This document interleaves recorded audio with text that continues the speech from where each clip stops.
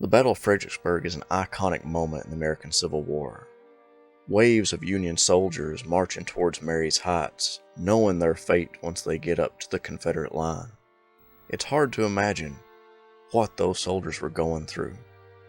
Me, myself, I would love to know what these soldiers were thinking when they saw one another on the battlefield. And that's what I want to talk about today. I want to get in the head of one of the soldiers when they were at Marye's Heights, looking at those long blue lines marching towards them.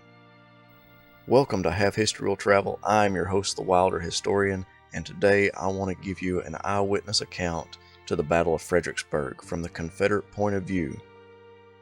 This soldier was stationed at Marye's Heights and watched the blue soldiers march towards him, and this is a very eerie eyewitness account because it's going through his process, his mental process of how he's dealing with aiming his gun at another human being and firing.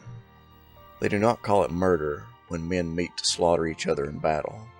They simply report so many dead, wounded, and missing. When you fire into the smoke concealing the other battle line, you fire in the hopes to kill or wound. It is your duty.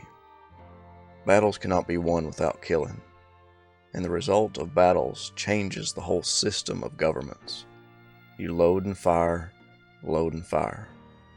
move to the right or left, advance or retreat, and when the battle is over, you may have fired 50 rounds and yet you have not had a near sight of the enemy.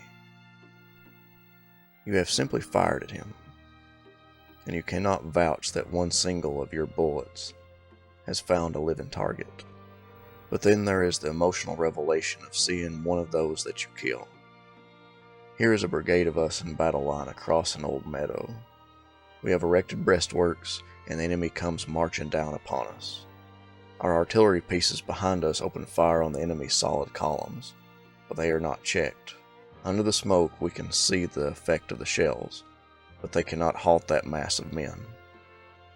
The grape and canister does awful execution, but there should be a dozen guns behind us instead of 6. They are going to charge us.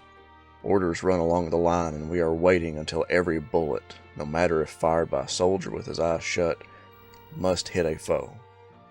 I select my man while he is yet beyond range. I have eyes for no other. He is a tall, soldierly fellow, wearing the stripes of a sergeant. As he comes nearer, I imagine that he is looking as fixed at me as I at him. I admire his coolness. He looks neither to right nor to the left. The man on his right is hit and goes down, but he does not falter. I am going to kill that man. I have a rest for my gun on the breastwork, and when the order comes to fire, I cannot miss him. He is living his last minute on earth. We are calmly waiting until our volley shall prove a veritable flame of death. Now they close up their gaps, and we can hear the shouts of their officers as they make ready to charge. My man is still opposite me. He still seems to be looking at me and no one else. I know the word is coming in a few seconds more, and I aim at his chest. I could almost be sure of hitting him with a stone when we get the word to fire.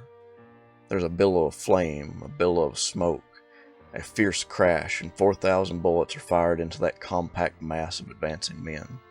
Not one volley alone, though that worked horrible destruction, but another and another, until there was no longer a living man to fire at. The smoke drifts away slowly.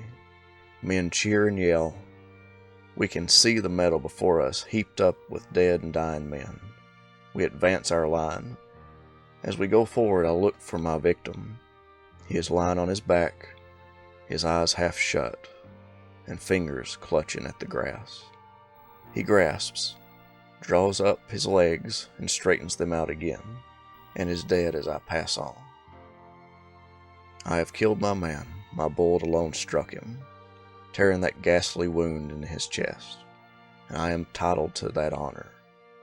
Do I swing my cap and cheer? Do I point him out and expect to be congratulated? No. I have no cheers. I feel no elation. I feel that I have murdered him. War or no war, and that his agonized face will haunt me through the rest of my life. This eyewitness account does more than just give you what a soldier's going through as he's on the battlefield. It speaks to the humanity inside of every soldier on the battlefield. And I love reading eyewitness accounts like this because this takes the glory away from war and shows you exactly how it is. What is war? And we can find that answer when we look at these eyewitness accounts.